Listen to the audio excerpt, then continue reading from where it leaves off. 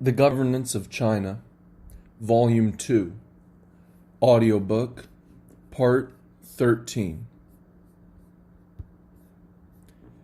3 Initiatives for Balanced Regional Development. December 9th, 2014, February 23rd, 2017. Excerpts from speeches made between December 9th, 2014 and February 23rd, 2017. Section 1. The Central Leadership has decided to implement 3 initiatives: the Belt and Road Initiative, the Coordinated Development of Beijing, Tianjin, and Hebei, and the Yangtze River Economic Belt. Their common feature is that they cross administrative divisions and promote balanced development between regions. I hope you will compare notes and reach consensus and carry them out. And strive for a good start next year. The Belt and Road Initiative offers good development opportunities to the eastern, central, and western regions, and especially to some marginal areas in the west, which will become centers with great development potential as soon as they are interconnected with neighboring countries. In the future, a key point of our policies on regional development will be to unify the large domestic market, which is both a problem to be addressed and an important challenge facing fiscal and taxation reforms. We should break regional barriers and vested interests through reform and innovation so as to comprehensively improve the efficiency of resource allocation. From the speech at the Central Conference on Economic Work, December 9th, 2014. Section 2. To promote the development of the Yangtze River Economic Belt, a leadership system and a working mechanism must be established to coordinate, plan, guide, and carry out all the work. The National Leading Group for the Development of the Yangtze River Economic Belt should bear in mind the general picture and be realistic, while serving as a guide and a supervisor. Our clear direction and focus is to protect the ecological environment, establish a unified market, and speed up transformation of the growth model and structural adjustment, for which we should be quick-minded and provide more services. To make scientific use of water resources, optimize the industrial configuration, coordinate port and shoreline resources, and arrange major investment projects, we should consider carefully and sometimes give up certain projects if we cannot see the optimal approach or reach immediate agreement. When choosing from 2 or more options, we need to compare them, choose the best option, and test the choice as appropriate. We need to make a negative list of all those things that are not feasible. Market forces and openness are 2 important drivers for the development of the belt. The market should play a decisive role in resource allocation, while the government plays its own role more effectively. Governments of provinces and municipalities along the river should accelerate the transformation of their functions, provide better public services, and create a favorable market environment. Provinces and municipalities along the river and relevant state departments should reach consensus and make concerted efforts to build a golden belt with a more beautiful ecology, smoother traffic, a more coordinated economy, a more unified market, and a sounder mechanism. From the speech at the Forum on the Development of the Yangtze River Economic Belt, January 5th, 2016. Section 3. In planning and building the Xiang'an New Area, part of the Beijing-Tianjin-Hebei Coordinated Development Program, under the leadership of the CPC Central Committee, we should follow the underlying principle of seeking progress while maintaining stability and reinforcing and implementing the new development concepts. We should adapt to, keep good control of, and steer the new normal on economic development so as to push forward supply-side structural reform and adopt a global vision, international standards, Chinese characteristics, and high goals. The area should prioritize ecological protection and the needs of the people, ensure and improve public well-being, and protect and carry forward the traditional culture of China, aiming to become an eco-friendly and livable urban area and a demonstration area for innovation-driven, coordinated, and open development. We should strive to transform Xiang'an into an innovation demonstration area guided by the new development concepts. There are 7 major tasks to be completed in the Xiang'an new area. 1. Building a world-class green, modern, and smart city. 2. Building an eco-city with a scenic environment, blue skies, fresh air, and clean water. 3. Developing high-tech industries, attracting innovative factors and resources, and fostering new drivers for growth. 4. Offering quality public services and infrastructure, and creating a new urban management model. 5. Establishing a fast, effective, and green transport network. 6. Pushing for structural and institutional reforms, letting the market play a decisive role in allocating resources and ensuring that the government fulfills its functions in a better way so as to stimulate market vitality. And 7. Opening wider to the world and creating a new platform for international cooperation. From the speech on the planning and building of the Xiang'an new area, February 23rd, 2017. The new normal. How to respond and adapt. December 18th, 2015. Excerpts from the speech at the Central Conference on Economic Work. Section 1. How should we respond to the new normal? China's economic development is now in the new normal. This conclusion is drawn from analyzing the world economic cycle, China's development stage, and the interaction between the two. This conclusion has been widely recognized by the rest of the world. According to the IMF, China's economic development is in the new normal, so is global economic development. We must act as the conditions permit. As the Chinese economy is in a stage of shifting the growth rate, restructuring the economy, and addressing the impact of previous incentive policies, we should see the new normal from the following perspective. First, we must have a correct and full understanding of China's economic development. An ancient scholar said, "Everything exists for a reason." Footnote 1. Ye Shi. Comments on the pre-Qin classics. Xi Shui, Jiyan, Shu Mu.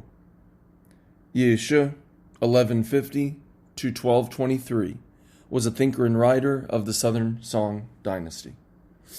End of footnote 1.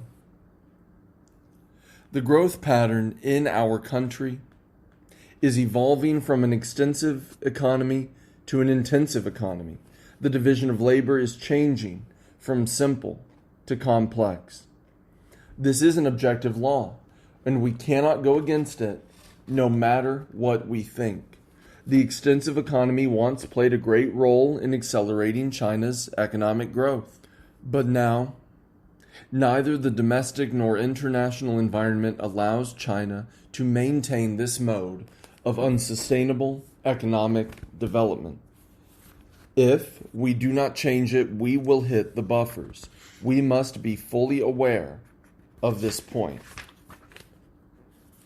To release the great potential and strengths of the Chinese economy, we must move faster in changing the growth model, restructuring the economy, and fostering new growth drivers. By changing the economic growth pattern, we can realize sustained and higher level development. This is essential if a middle-income country is to skip the middle-income trap.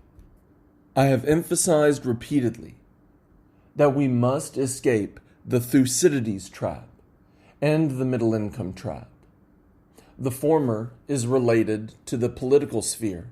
We should carefully tackle the relationships with other major countries, such as the United States. The latter is about the economy. We must improve the quality and effectiveness of economic growth. The latter was emphasized at the 5th plenary session of the 18th CPC Central Committee in 2015, and we were required to change the economic growth model and restructure the economy more quickly. We should have a deeper understanding of this complicated stage of economic development and the new normal. Abandon the old ways of thinking and approaches that were pursued to realize rapid growth, and align our thoughts and actions with the decisions, policies, and plans made by the Central Committee. Second, we must overcome difficulties and pass through this critical stage of economic development. We should see the Chinese economy dialectically. On the one hand, it is basically positive, having great potential, being tenacious and adaptive, with strong new growth drivers and new forms of businesses emerging. Many industries in numerous regions are witnessing gratifying changes and have a promising future. On the other hand, it is also facing difficulties and challenges, especially structural overcapacity. After the founding of the PRC in 1949, the CPC promoted industrialization. In spite of all its difficulties, China laid the early foundations for industrialization. Since reform and opening up began in 1978, China's capacity has boomed in all industries. Much of this capacity was achieved during the golden era of global economic growth to meet international demand and in a period of rapid domestic growth. To respond to the shock of the global financial crisis in 2008, capacity in some industries was inflated. Now, as technological change accelerates and the consumption model updates, while international market growth is slowing, much of China's industrial capacity has peaked. Some capacity cannot find markets, while production costs are rising, resulting in the decline of the marginal profit ratio and the average profit ratio in the real economy. China is not the only case in the world. It is for this reason that a large amount of finance is flowing to the virtual economy. This causes expanding asset bubbles, emerging financial risks, and poor overall circulation of production, products, distribution, and consumption. This is an inevitable historical stage. As long as we accelerate reform and innovation, we will pass through it successfully. If we fail to make strategic adjustments at this critical moment, fail to get rid of the old and build the new, we will not cross this hurdle, and the accumulated problems will hinder the realization of the overall objective. Third, we must be bold in promoting reform and innovation. The difficulties and problems we are facing were indeed partially caused by the global financial crisis, but there are root causes that play a decisive role. These are the supply side, structural, and institutional conflicts. We should free our minds, be realistic, and keep pace with the times. Upholding the philosophy of innovative, coordinated, green, open, and inclusive development, we should create new theories on innovation, devise far-sighted policies, strengthen structural reform, reallocate misplaced factors of production, increase effective supply, make the supply structure more adaptive and flexible, and improve total factor productivity. Our current problems are not periodic, and we cannot trigger a V-shaped rebound through short-term stimulus. The phase of L-shaped growth for China might be long. We must be ready for a time-consuming process, be ready for hardships and setbacks, be reasonable in our expectations while the growth rate shifts, and wait for the growth rebound. We should confront difficulties, stay on the right course, remain confident, and work together to foster greater institutional impetus and vitality, thereby releasing our great potential for economic growth and bringing the economy to a higher level of development. Section 2.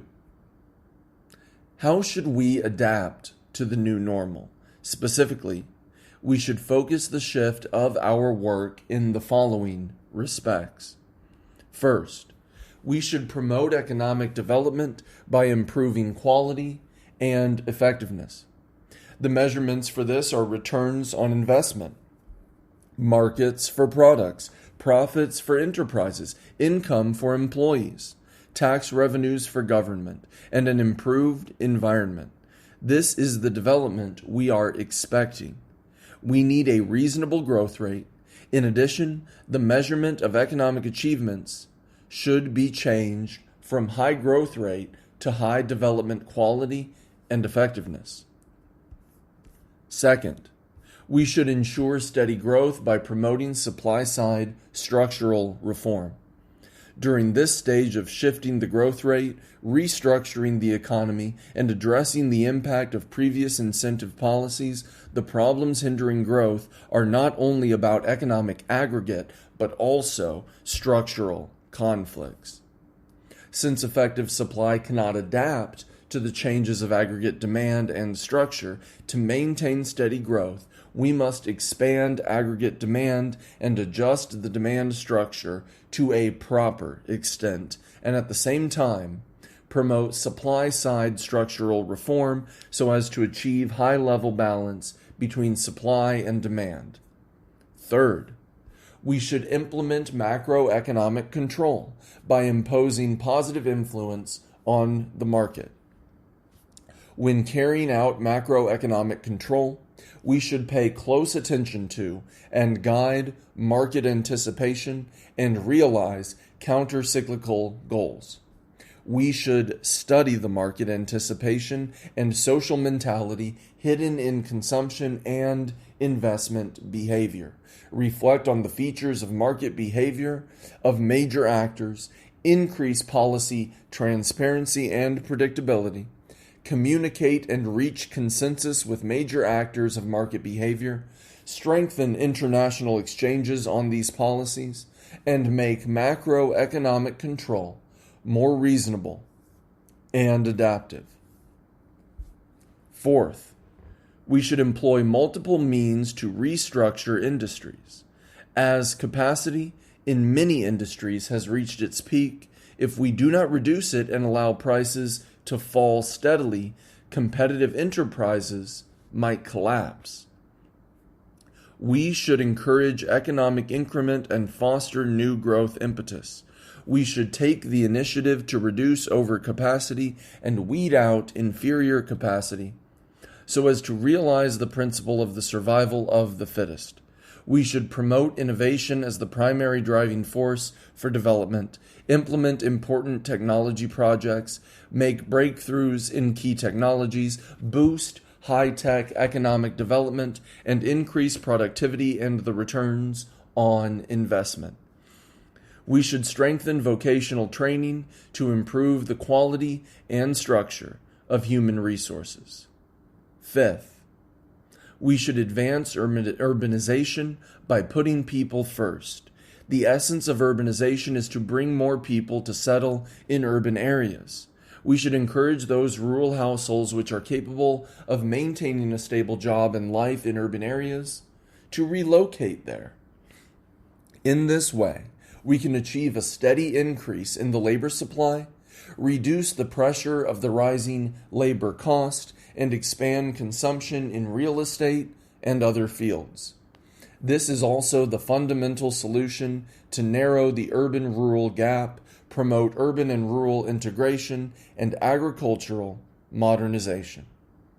Sixth, we should promote regional development with a spatial balance between population, the economy, resources, and the environment. We should balance the economy and population between regions and narrow the regional gap of per capita GDP. We should also ensure that the capacity of resources and environment is able to support regional economies and populations and narrow the gap between the two. According to the regional zoning plan, we should coordinate development between geographical areas by ensuring that factors of production move freely and in a well-ordered way. Principal zoning is effectively implemented, basic public services are equally available, and neither environmental nor resource-carrying capacity is exceeded. Seventh, we should protect the environment and form green production models and consumption patterns. To preserve our green mountains and clear waters, we should tackle ecological problems at the source and foster endogenous impetus. We should proceed on the path of green, circular, and low-carbon development, build a green industrial system and spatial pattern, encourage green ways of production and life, and promote harmonious coexistence between man and nature. Eighth, we should improve the people's well-being, taking targeted measures to help specific groups with special difficulties. On the basis of economic development, we should increase the quantity and quality of basic public services such as education and healthcare, and promote equal access to education. To take targeted measures to help specific groups, we should spend funds in addressing their particular problems, providing them with a sense of gain, and ensuring that their capability to develop will improve and be passed on to future generations. Ninth, we should enable the market to play a decisive role in resource allocation. We should value and release the vigor of microunits. The government should intensify its efforts to do things that cannot be done by the market and fulfill its responsibilities on macroeconomic control, market supervision, public services, social management, and environmental protection. 10th, we should open wider to the outside world, in particular by promoting high-level mutual opening. We should remain committed to the mutually beneficial strategy of opening up, coordinate domestic and external demand, balance imports and exports, give equal importance to bringing in and going global, attract investment, technology, and outstanding professionals, take an active part in global economic governance and the supply of public goods, and have more say in the formulation of global rules. To sum up, it is essential that we adapt to the new normal. Supply-side structural reform is an ideal, innovative means of doing this. It is also the choice we have made to adapt ourselves to the new demands of international competition in the aftermath of the global financial crisis. Let us work together to achieve this goal.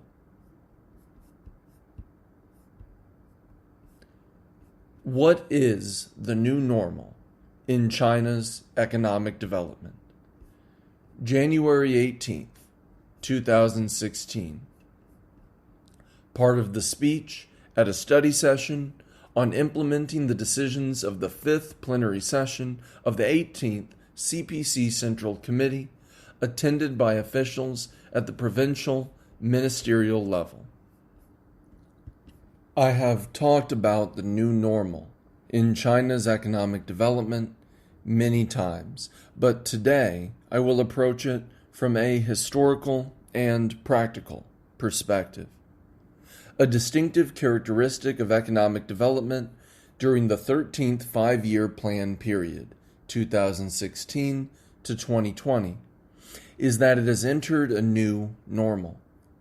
Under this new normal, the economy is shifting from a high to a medium-high rate of growth, from a growth model that emphasized scale and rate to one that emphasizes quality and efficiency, from an economic structure in which economic growth was mainly fueled by the increment and increased industrial capacity to one in which the existing capacity is adjusted and the increment is put to best use, and from being driven by production factors such as resources and low-cost labor to being driven by innovation. Such changes are essential for China's economy to upgrade to a more advanced level, with better division of labor and a more rational structure. Realizing these extensive and profound changes is no easy job. It presents us with a new and significant challenge. According to an ancient Chinese official, a smart man changes his approach as circumstances change. A wise person alters his means as times evolve. Footnote 1.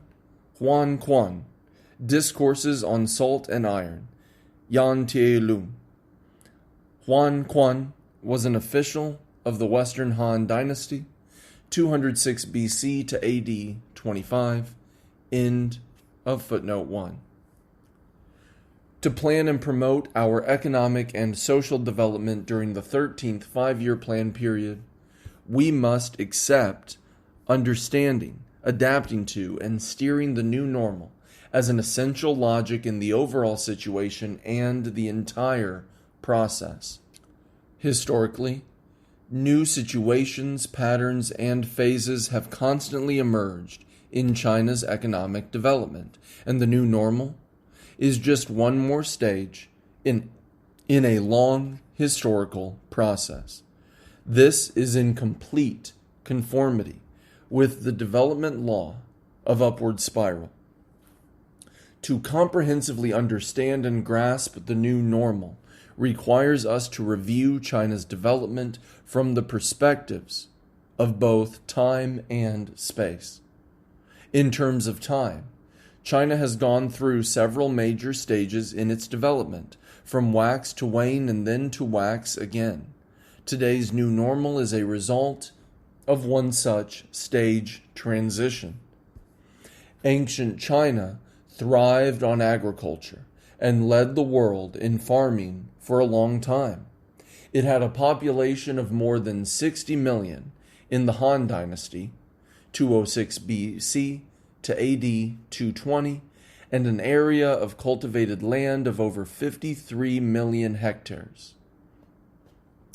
The capital city of Chang'an in the Tang Dynasty, 618 to 907, covered an area of more than 80 square kilometers, with a population of over 1 million. It had magnificent palaces, temples, and towering pagodas, as well as the prosperous east and west markets. A poem by Tang poet Sun Shun, circa 715 to 770, wrote There are 1 million households in Chang'an City. Footnote 2. Zhengsheng, hearing a bamboo flute melody on an autumn night. Jiu Ye Wendi. Zhengsheng, circa 715 to 770, was a poet of the Tang dynasty. End of footnote 2. In the northern Song dynasty, 960 to 1127, the maximum national tax revenue reached 160 million strings of coins. One string contained 1,000 coins, making China the richest country in the world at the time. None of the cities of London, Paris, Venice, or Florence had a population of 100,000, but China hosted nearly 50 cities, each with a population of 100,000. Unfortunately, we fell behind after the Industrial Revolution in the late 18th and early 19th centuries, when Western countries began to rise. After the Opium War, 1840 to 1842, China's self-sufficient economy began to disintegrate, and the country failed to seize the opportunity of the Industrial Revolution. Although progress was made in our industry, and some foreign capital entered China, for instance the concessions in Shanghai, Tianjin's industry, and Wuhan's military industry, China was as a whole an impoverished, backward, and war-torn country, falling way behind. This remained the situation for more than 100 years. Following the founding of the PRC in 1949, the people started large-scale industrial development under the leadership of the CPC.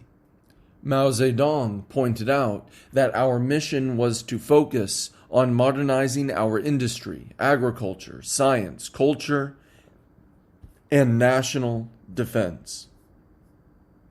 Footnote 3. Mao Zedong, Keep Permanent Peace Between China and Nepal. Collected Works of Mao Zedong, Volume 8, Chinese edition, People's Publishing House, Beijing, 1999, page 162, end of footnote 3. China made remarkable progress in its development in the 1950s, but we failed to press ahead with the large-scale industrial development because of the ensuing leftist errors in the party's guiding thought, culminating in the 10-year-long turmoil of the Cultural Revolution. And there was also the factors of our insufficient understanding of the law of socialist economic development. The third plenary session of the 11th CPC Central Committee in 1978 started a new historical period of reform and opening up. Over a period of almost 40 years, China has maintained rapid economic growth for a period longer than any other country since the end of World War II. China's economy ranked 11th in the world at the beginning of the reform and opening up. It came to 5th in 2005, ahead of France. It was 4th in 2006, ahead of Britain, 3rd in 2007, ahead of Germany, and 2nd in 2009, ahead of Japan. In 2010, the scale of China's manufacturing surpassed that of the United States, ranking first in the world. It took us only a few decades to complete the development course that took developed countries several hundred years, a unique, historic accomplishment. As China's economic aggregate continues to grow, we now encounter new developments and new problems. Economic growth stands at a point of gear shift, a point similar to a person's growth, rapid between 10 and 18, and slower afterwards. The economic structure is at a point of adjustment, a time to reduce the excess capacity of low-end industries and to accelerate the development of mid- and high-end industries. It is no longer the case that whatever is produced can be sold for a profit. Economic drivers are to go through transformation. Now that the driving force of low-cost resources and production factors has obviously weakened, we need to find new economic drivers. We face new challenges to our export strengths and mode of participation in the international industrial division of labor. Such changes are manifested in the new normal. Since the beginning of reform and opening up, our full and effective utilization of the international market has made an important contribution to our rapid development. Large-scale export and export-oriented development based on China's low labor cost and the relocation of labor-intensive industries from developed countries became an important impetus to our rapid economic growth. From 1979 to 2012, China's export of goods maintained an annual growth rate of around 20%, and the country quickly grew into one of the world trading powers. The rapid development of China's exports also benefited from the heavy and effective demand released over a long period of time by the golden age of Western growth. The outbreak of the 2008 global financial crisis put an end to the golden age and ushered in a period of profound adjustment of Western economies. Effective demand dropped, and the reindustrialization and industry backflow resulted in increased import substitution. All this directly caused weak growth in demand for China's exports. Western and other countries strengthened trade protectionism, in addition to traditional anti-dumping, countervailing, and other measures. They have also created harsher barriers through increased requirements in terms of technical, green, and labor standards. Trade friction has grown due to export restrictions such as export duties and quotas. For 9 consecutive years, China has been subject to more anti-dumping and countervailing investigations than any other country. At the same time, production costs such as labor have risen in China, and emerging economies such as the ASEAN countries and other developing countries have taken advantage of their comparative strengths in labor cost and natural resources in participating in the international division of labor, and industries and product orders are transferring to our neighboring countries, creating further competition for China's exports. Global trade has entered a downturn. This is a basic feature of world economic development for the present and the foreseeable future. According to statistics, global trade grew faster than the global economy for several decades. During recent years, however, global trade has experienced a marked drop, and for 4 consecutive years, its growth has been slower than the global economy.